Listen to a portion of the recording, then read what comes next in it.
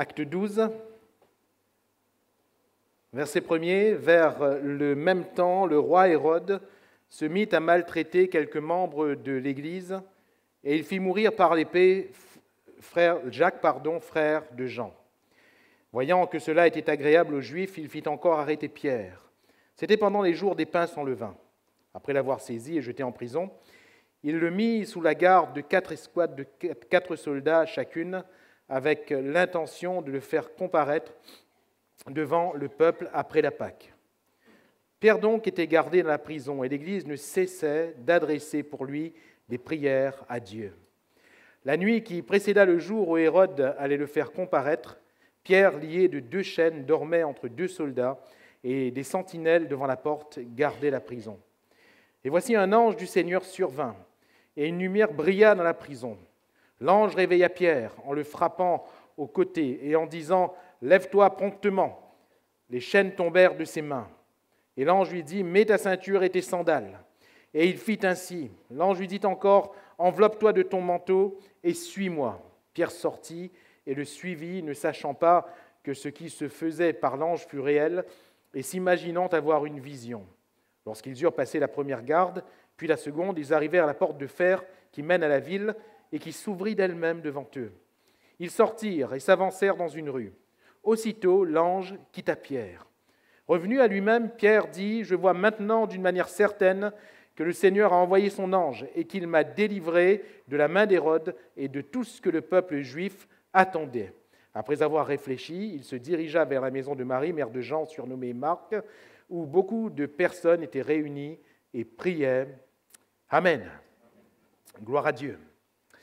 Alors, Pierre, ici, dans ce contexte, comme nous l'avons lu, est mis en prison, j'allais dire une fois de plus, car ce n'est pas la première fois, certainement pas non plus la dernière, une fois de plus, il est mis en prison.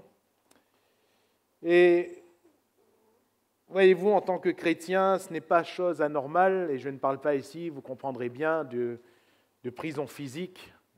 Et nous parlons ici de prison de situation, de prison, parlons de situations dans lesquelles on ne peut pas grand-chose, de situations que l'on subit, ce que la Bible appelle, pour le chrétien qui marche fidèlement avec Dieu, ce que la Bible appelle épreuve. Et cette prison, elle est forcément difficile lorsque nous y sommes. Elle est forcément une étape difficile, ça ne fait plaisir à personne. Personne n'aimerait s'y retrouver. Cependant, c'est le lot de chacun. La Bible nous dit, c'est Pierre lui-même qui va le dire, lui qui se trouve en prison dans ce passage, il va le dire lui-même de ne pas trouver étrange d'être dans la fournaise de l'épreuve, de ne pas voir cela comme quelque chose d'étrange. Jacques va même dire de regarder à cela comme un sujet de joie complète en tant que chrétien. Et si, humainement parlant, nous voyons souvent les difficultés, l'épreuve, les situations les plus lourdes comme des sujets pour lesquels on devrait s'affoler, on devrait remuer ciel et terre, ce que nous constatons, c'est qu'au contraire, dans toute la parole de Dieu, la prison des hommes de Dieu a été plutôt un moyen pour eux de grandir, un moyen pour eux d'exercer leur foi. Et pourtant, ici, cette prison, elle n'est pas facile. Elle n'est pas facile. Elle n'est pas facile puisque c'est un temps de persécution. L'Église, elle est primitive, elle vient de naître. Et souvent, nous avons cette appréciation de croissance de l'Église de Dieu, du Dieu qui est favorable quand tout va bien. J'aimerais dire que c'est exactement le contraire. Exactement le contraire. Le « tout va bien » n'est pas forcément un facteur d'approbation de Dieu. Bien au contraire. Quand Dieu nous approuve, il y a des difficultés, mais le Seigneur les abaisse les unes après les autres. Alléluia. Donc, prison difficile, parce que dans le contexte d'Église, disais-je, est persécutée. Dans le contexte, il y a Étienne qui a été mis à mort, ce diacre parmi les premiers, étaient mis à mort pour sa foi, les chrétiens sont mis à mort pour leur foi. Dans ce contexte, il y a quand même un proche de Pierre qui est assassiné, toujours pour la foi, toujours à cause de l'œuvre de Dieu. Ici, en l'occurrence, c'est Jacques, frère de Jean. Vous vous rappelez, il y avait le Christ qui avait des disciples autour de lui. À un moment donné, il est parlé de 70 qu'il envoyait. Parmi ces 70, il y avait les 12 qu'il avait appelés, les 12 apôtres de l'agneau, comme communément appelés. Parmi ces 12, il y avait 3, Pierre, Jacques et Jean. Et ces 3 étaient un petit peu plus intimes. Jésus les prenait souvent dans certaines situations, laissant les 9 autres à part. Et Pierre a dû vivre quand même des moments assez forts avec Jacques et Jean, et voici que Jacques est mis à mort. Hérode le fait mourir par l'épée. Le contexte n'est pas facile. Cette prison n'est pas facile. Parce qu'il y a là quand même, et Pierre il est humain, son cœur doit être certainement en peine de cette séparation. Même s'il y a l'espérance de l'Évangile, même s'il sait toutes ces choses, même si Jésus leur avait prévenu, il y a quand même quelque chose qui est là, il ne peut pas être insensible. Outre cette peine, on le prend de la même manière, on le fait emprisonner de la même manière, avec le même but, le faire mourir. Le faire mourir. Ce n'est pas facile. Dans ce contexte, des pains sans levain, où il est censé avoir des préparatifs pour la gloire de Dieu, lui, au contraire, il prend le chemin de la mort. Ce n'est pas facile. Ce n'est pas facile. Frères et sœurs, rappelons-nous que tel Hérode, l'ennemi de nos âmes, qu'on appelle le diable, lui aussi, il se lève. Et lui aussi, il se lève contre l'Église. Et quand nous disons contre l'Église, ne voyez pas contre un bâtiment, ne voyez pas forcément contre l'ensemble, parce que s'il essaie d'attaquer l'ensemble et qu'il n'y arrive pas, il va attaquer chacun individuellement, avec le même but qu'Hérode, nous faire mourir. Non pas nous faire mourir physiquement, parce que nous le verrons tout à l'heure, nous n'avons pas tant peur de la mort physique, mais il est question ici de la mort spirituelle. Le diable désire nous faire mourir spirituellement. Et quand allons-nous mourir spirituellement? Nous allons mourir spirituellement si nous abandonnons le Seigneur. Nous allons mourir spirituellement si nous abandonnons la foi. Nous allons mourir spirituellement si nous abandonnons les valeurs que Jésus lui-même nous a inculquées. Nous allons mourir spirituellement si nous abandonnons les facteurs de croissance, comme par exemple la parole, la prière, la vie de l'esprit, la fidélité à la communion fraternelle, toutes ces choses. Si on les abandonne, frères et sœurs, ne nous voilons pas la face, nous mourrons. Nous mourrons. Et bien sûr, que si nous abandonnons la sainteté, la sanctification sans laquelle nul ne verra le Seigneur, nous mourrons. Nous mourrons. Et c'est le but précis que vise le diable, l'ennemi de nos âmes. Pourquoi est-ce qu'il fait survenir ces persécutions? Pour faire mourir l'Église.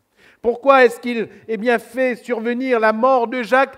Pour que l'Église soit découragée, pour que les chrétiens soient découragés, pour que les frères et sœurs baissent les bras. Pourquoi fait-il arriver cet emprisonnement de Pierre? Pour le même but, le faire mourir de la même manière, comme pour Jacques, pour que l'Église baisse les bras, pour le découragement et des chrétiens et certainement, très certainement de Pierre lui-même. Alors,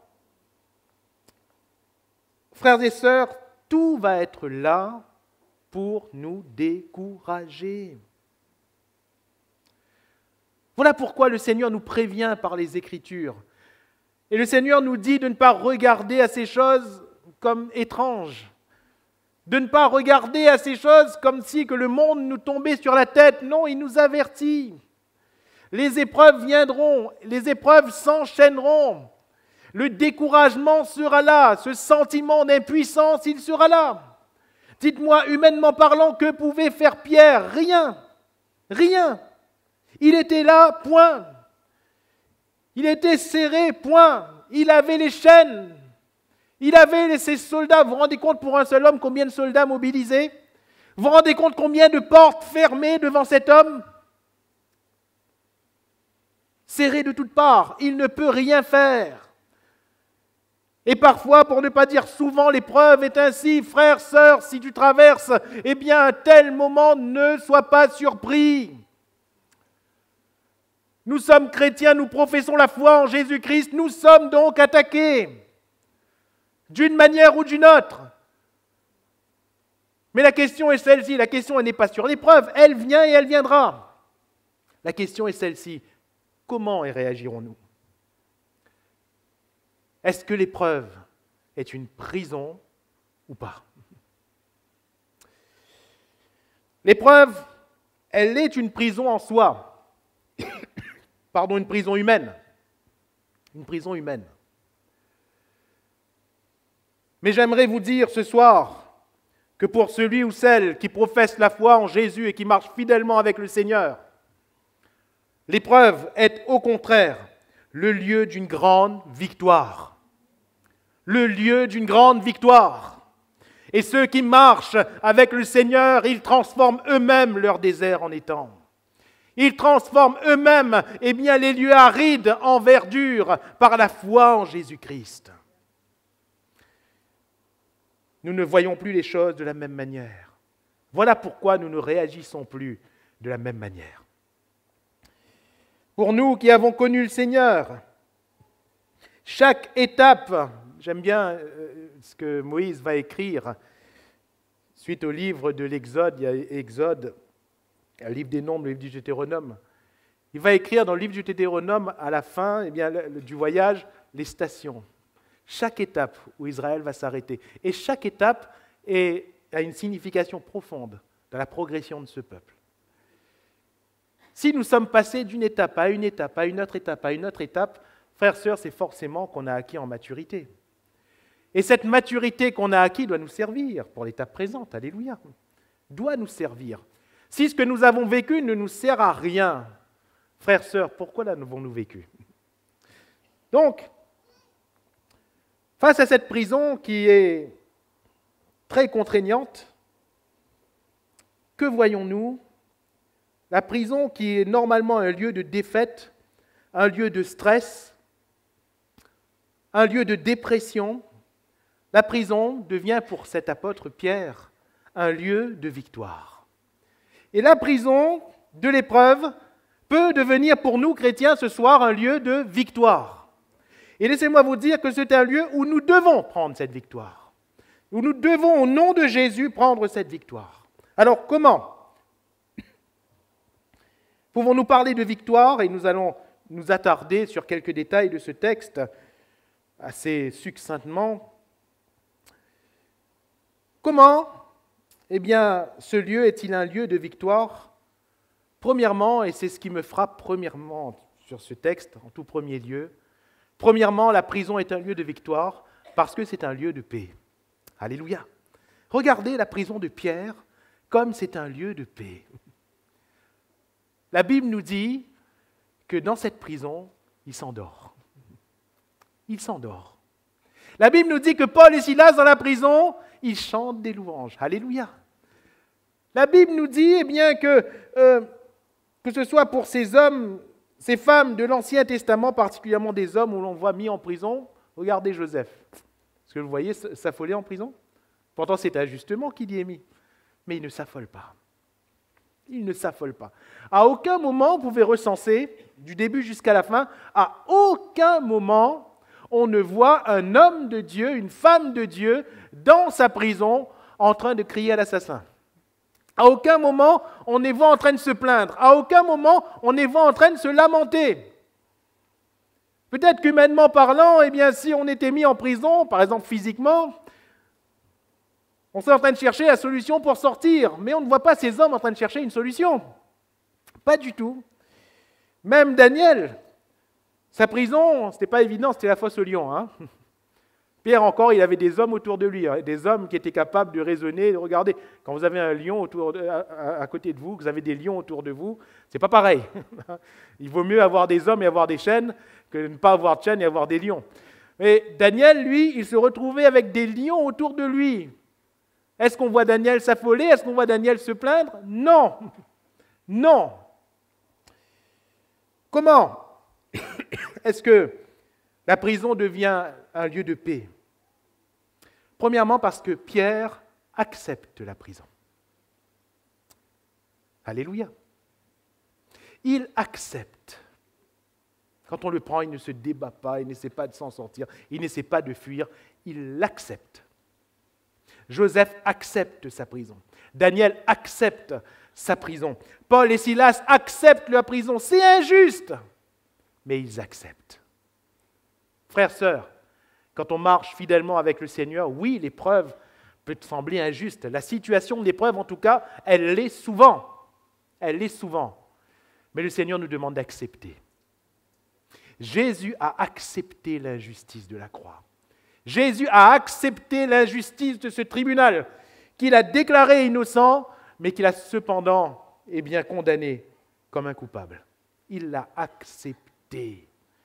Mes frères et mes sœurs, si la prison est un lieu de victoire, à nous de l'accepter. Ce n'est pas facile, mais à nous de l'accepter. Et peut-être que quelqu'un a besoin premièrement d'accepter son épreuve. Peut-être que quelqu'un a besoin premièrement d'accepter sa prison en disant « Seigneur, tu me fais passer par là, alors j'accepte d'y passer. » Alléluia. Tu me fais traverser ce désert, j'accepte de le traverser. David va dire « Quand je passe par la vallée de l'ombre de la mort, Seigneur, tu me fais traverser cette vallée de l'ombre de la mort, j'accepte. » Alléluia. J'accepte. Frères, sœurs, si c'est la volonté de Dieu, acceptons-la. Acceptons-la. Deuxièmement, cette prison est un lieu de paix parce que l'apôtre Pierre sait que son éternité est assurée. Alléluia. Pourquoi est-ce qu'il s'endort? Pourquoi est-ce qu'il est tranquille? Parce qu'il sait que s'il meurt, son âme est sauvée. Le lendemain, il doit mourir. N'importe quel être humain va faire tout. Je ne veux pas mourir. Mais Paul, qu'est-ce qu'il va dire? La mort m'est un gain. La mort m'est un gain.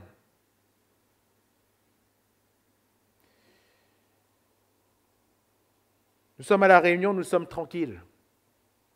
Du point de vue politique, politico-religieux, je voulais dire. Il y a des pays où c'est beaucoup plus sensible. Des pays islamistes, des pays communistes, où l'évangile est interdit et où leur foi, les chrétiens la payent au prix de leur vie. Mais pourquoi acceptent-ils, ces chrétiens, pourquoi acceptent-ils de mourir? Pourquoi ne voient-ils pas la mort comme quelque chose de dramatique? Parce qu'ils savent où ils vont. Alléluia. Ils savent l'espérance de l'Évangile. Ils savent que s'ils ferment les yeux sur cette terre, leur âme est avec Jésus. Frères, sœurs, qu'est-ce qui nous donne la paix? Premièrement, c'est l'espérance de l'Évangile. Jésus a dit, réjouissez-vous de ce que votre nom est inscrit dans le livre de vie. Alléluia.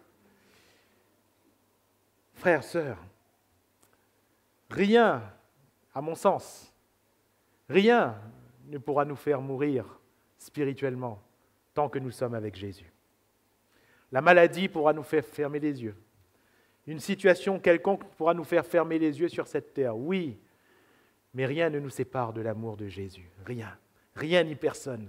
De telle sorte que le fait de fermer les yeux sur cette terre ne fera que nous rapprocher encore plus. Alléluia. Et Pierre, quel était son raisonnement? Pourquoi Paul disait-il « la mort m'est un gain » ?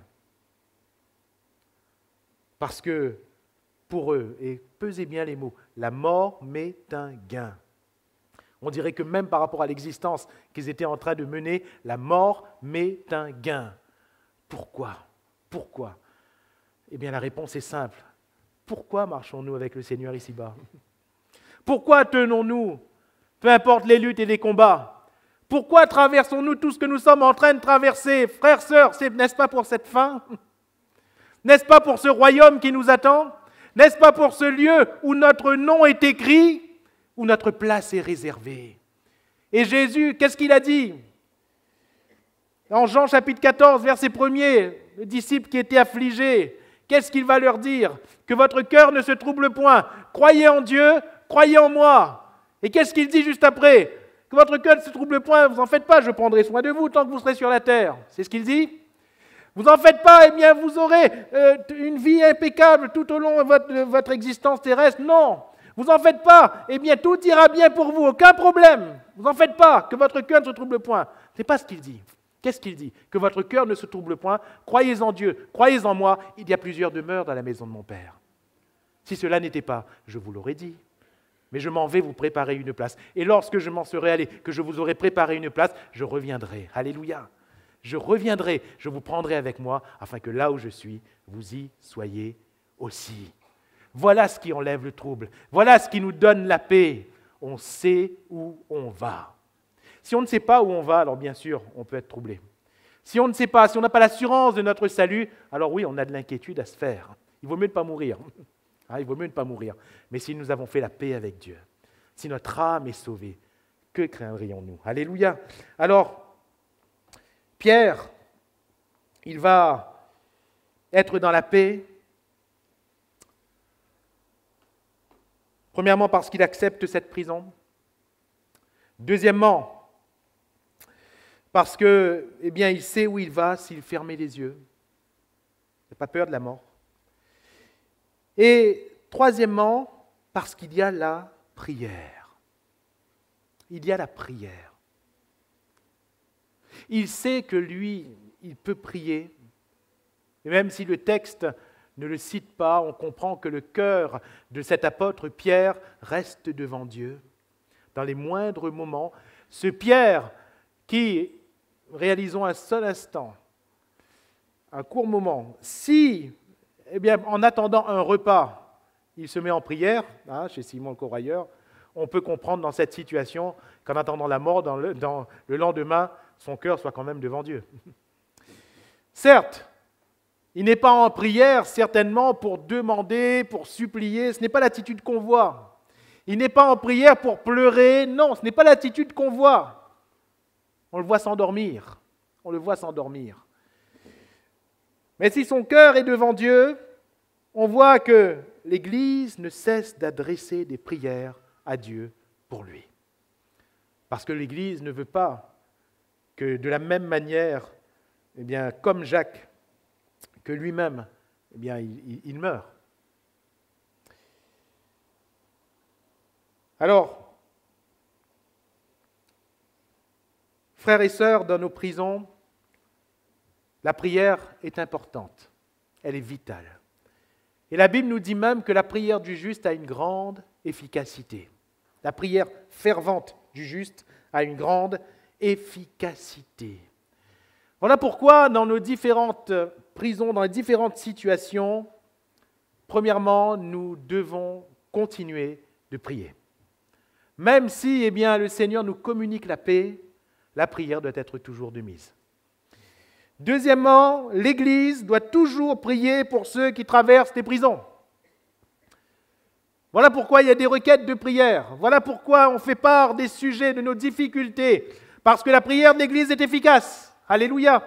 Lorsque l'Église se met en prière, lorsque l'Église se met dans le jeûne et la prière, lorsqu'on se réunit, lorsqu'on se met d'accord, comme dit Jésus, lorsqu'on s'accorde pour demander quelque chose en son nom, il le fait.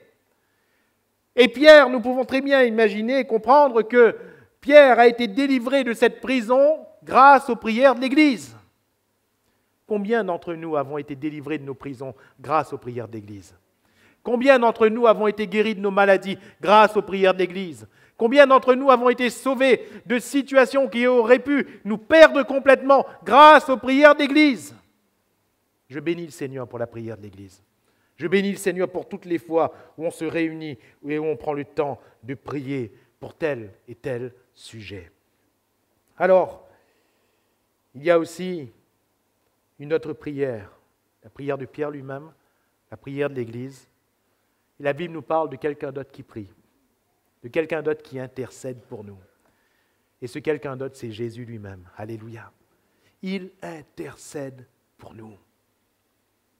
Parce qu'il y a des choses qui nous dépassent.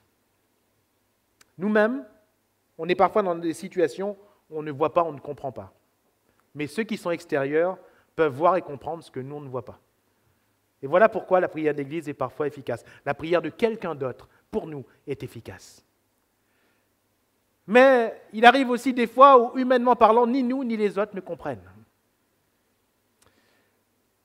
On n'arrive pas à mettre des mots, on n'arrive pas à exprimer un besoin. Mais la Bible nous dit que dans ces situations, Jésus, lui, il intercède pour nous.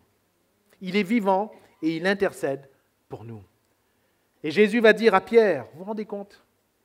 Simon, Simon, Satan vous a réclamé pour vous cribler comme le froment. Ah bon Seigneur, mais je ne savais pas. Quand est-ce que ça s'est passé ? Quelle situation est arrivée ? Simon, Satan vous a réclamé pour vous cribler comme le froment. On ne comprend pas tout. Mais Jésus rajoute, mais j'ai prié pour toi, afin que ta foi ne défaille point. Alléluia. Vous vous rendez compte que Jésus, le Fils de Dieu, le Maître, il priait pour ses disciples. Jésus, le Fils de Dieu, intercède pour chacun de nous. Et cette prière nous donne la paix. Nous donne la paix dans nos prisons. Alors, un lieu de paix, frères, sœurs, dans la prison que nous traversons, soyons et restons en paix, dans la paix de Dieu. Alléluia. La Bible nous dit, et la paix de Dieu, qui surpasse toute intelligence, gardera vos cœurs et vos pensées en Jésus-Christ. Résumons un instant, Pierre, il est en prison, avec 4 escouades de 4 soldats, avec minimum 3 portes, avec des chaînes aux mains, aux pieds. On vient de faire mourir Jacques, Hérode de la même manière l'arrête, et qu'on le fait mourir le lendemain. Mais il est en paix. Alléluia. C'est incroyable. Il est en paix. Eh bien, cette paix, ce n'est pas notre paix qu'on se procure à soi-même, c'est la paix de Dieu. Alléluia. Et que la paix de Dieu soit notre partage ce soir. Deuxièmement, la prison est un lieu de victoire, car la prison est assurément le lieu de secours de Dieu. C'est le lieu du secours de Dieu. La Bible nous dit que le Seigneur sait délivrer les hommes droits de l'épreuve. Autrement dit, il sait nous délivrer de nos prisons. David va dire, retire mon âme de sa prison, afin que je célèbre ton nom. Le Seigneur sait nous délivrer. La prison de ces hommes et de ces femmes de Dieu n'a jamais duré toute la vie, n'a jamais duré jusqu'au bout. Joseph a été en prison, il a été quand même assez longtemps, mais le Seigneur l'a délivré à un moment donné. Alléluia. Daniel a passé toute une nuit dans cette fosse aux lions, mais le Seigneur l'en a délivré. Paul et Silas de la même manière, toute la soirée, mais le Seigneur les en a délivrés. Et Pierre, il est là en prison, le Seigneur l'en a délivré. Mon frère, ma sœur, le Seigneur va te délivrer. Alléluia. Le Seigneur va nous délivrer. Il ne nous laisse pas. Il ne nous abandonne pas. Mais les situations difficiles arrivent pour que le Seigneur agisse. Alléluia. Et le lieu, la prison est un lieu du secours de Dieu. Autrement dit, levons nos têtes, regardons autour de nous parce que Dieu va agir. Attendons-nous au secours du Seigneur qui a promis qu'il ne nous abandonnerait pas, qu'il aurait le regard fixé sur nous, qu'il serait avec nous tous les jours jusqu'à la fin du monde. Alléluia.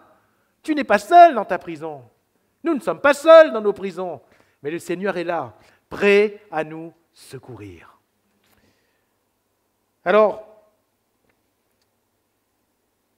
comment se traduit ce secours de Dieu ? Eh bien, rappelons-nous que premièrement, le secours de Dieu, il est surnaturel. Il est miraculeux. Alléluia. Miraculeux. Pierre n'est pas, délivré en faisant jouer ses relations. Pierre n'est pas délivré parce que son ma tante, tu connais un monde, que tu connais un autre monde, que l'a dit. Non. Pierre est délivré par le Seigneur lui-même. Directement par Dieu. Alléluia. Parfois, nous, on essaie de chercher des couloirs. Mais si ça ne vient pas de Dieu, ça ne marchera pas. Et souvent, j'ai remarqué que souvent, dans les situations les plus difficiles, le Seigneur se plaît à agir lui-même, miraculeusement, pour nous montrer quoi ? Qu'il reste le Dieu des miracles. Il ne fait pas un miracle seulement au moment où nous croyons en lui, au début de la course. Il veut joncher notre parcours de signes, de prodiges et de miracles, afin qu'on sache qu'il est Dieu. Pierre va apprendre encore ici la grandeur de Dieu. Vous voyez, quand il sort, c'est merveilleux, et tout le long, il ne croit même pas dans ce qui lui arrive. Il pense qu'il est en train d'avoir une vision. Et à la fin, quand il se voit vraiment dehors, la Bible nous dit qu'il réfléchit. Il réfléchit parce qu'il n'arrive même pas à réaliser, il n'arrive même pas à croire ce qui est en train de lui arriver, tellement eh bien, Dieu est merveilleux, tellement Dieu est le Dieu des miracles. La Bible nous dit, c'est le psalmiste qui va le dire, eh bien, lorsque l'Éternel ramena les captifs, c'est-à-dire lorsque l'Éternel a accompli ce qu'il avait dit qu'il accomplirait, en dépit des temps, en dépit des circonstances, quand l'Éternel a accompli ses promesses, nous étions comme ceux qui font un rêve. Alléluia! Pourquoi? Parce que Dieu est merveilleux. Dieu est merveilleux. Il est le Dieu des miracles. Il est le Dieu des signes. Il est le Dieu des prodiges. Et il fait des choses qui nous étonneront toujours. Regardez, Méchak, Shadrach, Abednego, jetés dans la fournaise ardente. Le Seigneur lui-même intervient. Alléluia. Le Seigneur lui-même les délivre dans le feu. Il n'y a pas eu un concours de circonstances qui a fait que le Seigneur lui-même vient dans ce feu. Alléluia. Et le Seigneur lui-même les en délivre. Le roi va dire, Nebuchadnezzar va dire, n'avons-nous pas jeté 3 hommes liés dans le feu? Les serviteurs ont dit, mais oui, roi. Bon, il va dire, mais il y a un problème. La Bible nous dit que là, il a une attaque cardiaque. Il y a un problème. Je ne vois plus 3 hommes, mais j'en vois 4. Il n'y a plus de lien. Et ils marchent tranquillement dans le feu. Il y a un problème. Frères et sœurs, vous voyez comme l'épreuve est un lieu de victoire? On peut marcher tranquillement dans l'épreuve. L'épreuve est un lieu de victoire. Je vois 4 hommes. Et un des 4, il ressemble à un fils de Dieu. Alléluia. Le Seigneur intervient lui-même. Daniel va dire, eh bien, à ce roi, ô roi, vis éternellement. L'Éternel a envoyé son ange. Alléluia. L'Éternel a envoyé son ange qui a fermé la gueule des lions. L'Éternel a envoyé son ange. Paul et Silas, ça a été une sortie miraculeuse. C'est un miracle. Les portes se sont ouvertes miraculeusement, les chaînes sont tombées miraculeusement. Est-ce que nous voulons encore croire que Dieu est le Dieu des miracles? Est-ce que nous voulons encore croire que Dieu est le Dieu des prodiges? Parfois, on s'est pris tellement de coups, on a tellement été déçus qu'on ne s'attend même plus aux miracles. Mais si Dieu n'accomplit plus de miracles, Dieu n'est plus Dieu.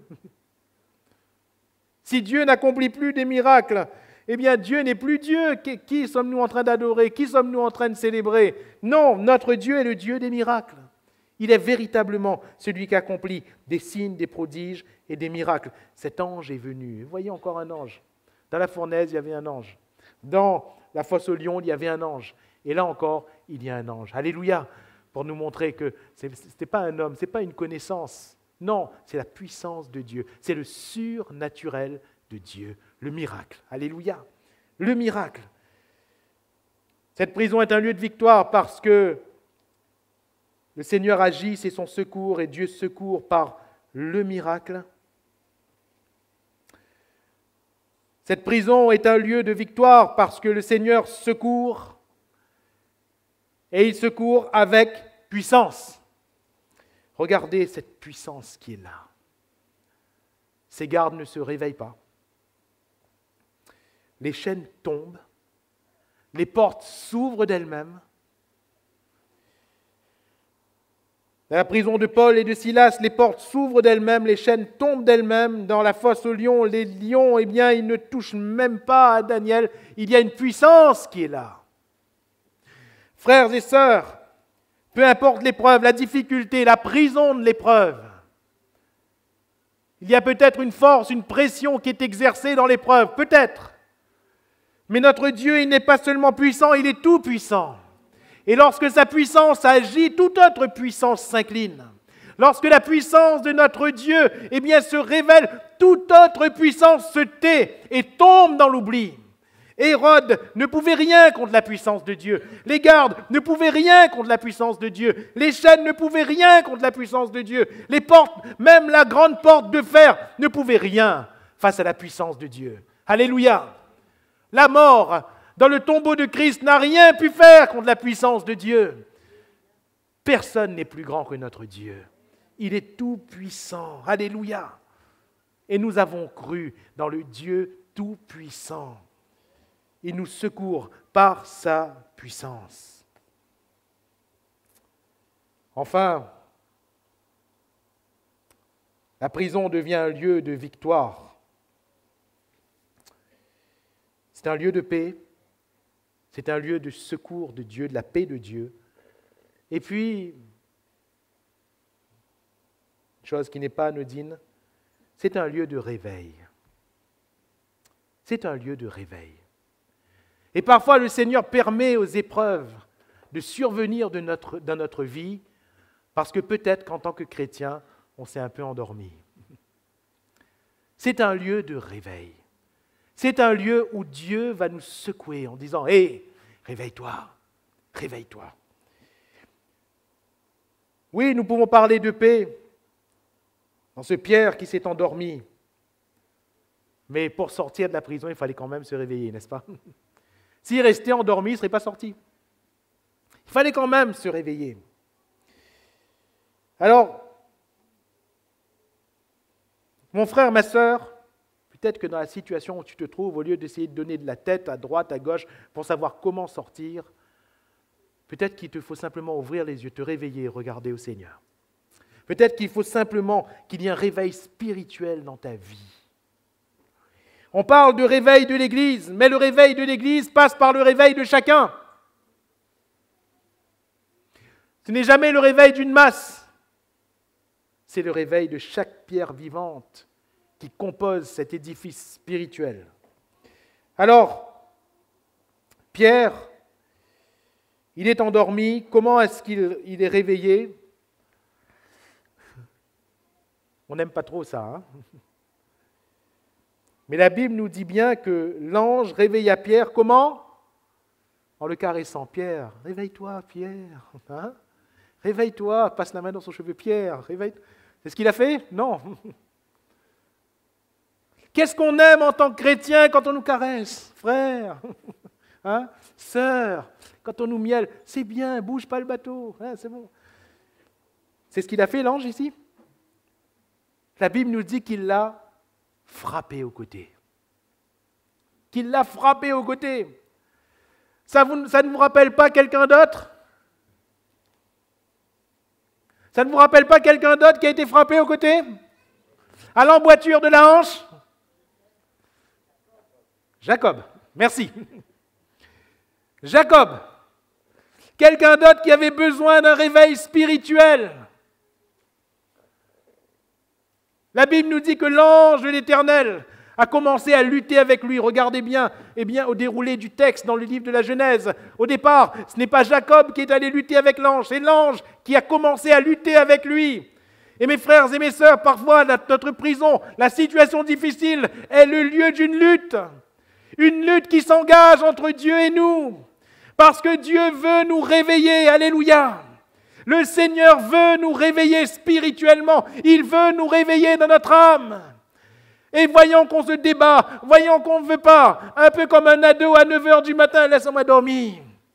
Voyons qu'on ne veut pas se réveiller. Bam!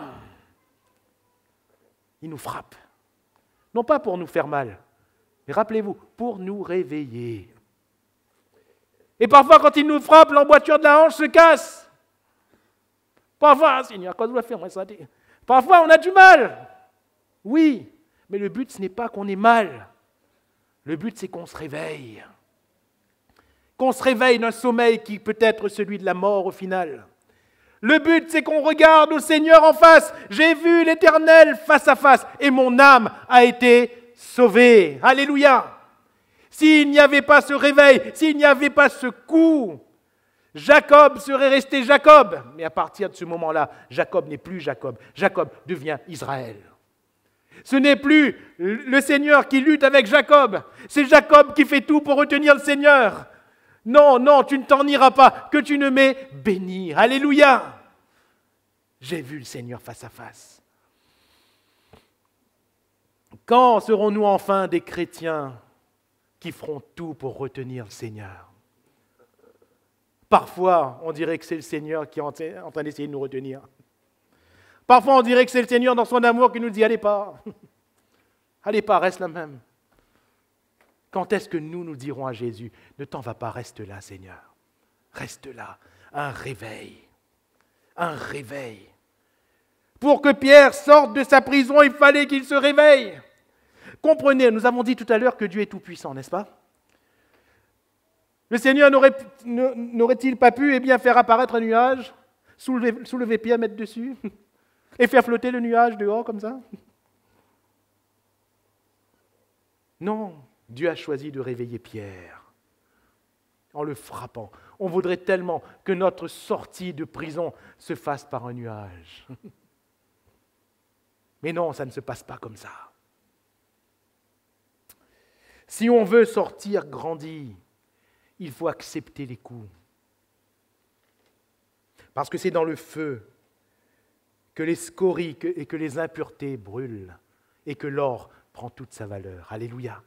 C'est dans le feu que notre foi sera efficace, éprouvée par le feu. Alors, il a fallu qu'il se réveille. 2 fois, pas une fois, 2 fois. Une première fois, il s'est réveillé, mais il a cru qu'il était encore dans une vision. Et donc, il se croyait toujours en prison. Comprenez ? Il s'est réveillé, mais il se croyait en train de rêver. Lève-toi ! Oui, mais je suis dans une vision, Seigneur. Lève-toi ! Parfois, le Seigneur, il a besoin de nous réveiller 2 fois. Parce que la première fois, on est réveillé, mais on est somnambule. C'est un état difficile, là encore. Un somnambule, c'est quelqu'un qui est debout, c'est quelqu'un qui bouge, mais il dort encore. Il dort encore. Il ne sait pas ce qu'il est en train de faire. Il dort encore. Il y a de ceux qui sont debout, qui ont eu déjà un premier réveil, c'est bien. Mais le Seigneur, je crois que ce soir, il veut amener encore un 2e réveil. Il veut nous réveiller encore. Nous réveiller encore. Il y a de ceux qui sont perdus dans leur vision incessante. Frères, sœurs, c'est bien les visions, les songes, etc. Mais si nous les tous les jours dans les visions, on a un problème. Il veut dire que nous dormons. Parce que la réalité, ce n'est pas une vision. On est dans le monde réel et il faut ouvrir les yeux. À un moment donné, il faut poser ses pieds par terre et marcher. Parce qu'on est dans le monde réel. Pierre, il s'est réveillé une première fois dans la prison, il se croyait dans une vision. Et quand il était dehors, on dirait que les yeux se sont ouverts encore une fois. Ah ouais, je suis vraiment dehors.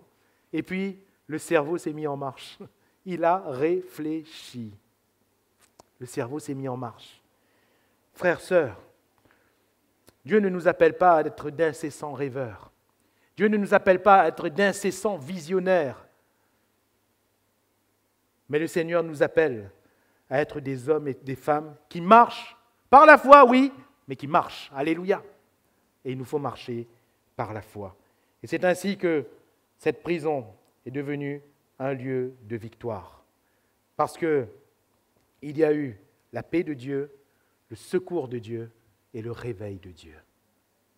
Plaise au Seigneur que la situation que nous traversons soit également un lieu d'une grande victoire.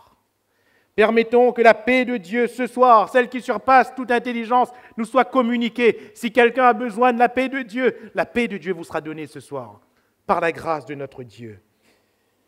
Plaise à Dieu que cette prison soit le lieu du secours de Dieu. Non pas un lieu, où on resterait là comme enfermé. Non, Dieu va nous secourir, alléluia. Il va le faire. Plaise à Dieu surtout que notre prison soit le lieu de notre réveil. D'un nouveau réveil, peut-être ça peut être un 10e, un 100e réveil, peu importe, l'important c'est qu'on se réveille encore, alléluia, et que l'on marche avec le Seigneur. Pierre s'est réveillé, il a marché, et il est allé où ? Il est allé où ? À l'église. Le Seigneur veut qu'on se réveille, qu'on marche, qu'on s'attache à l'église,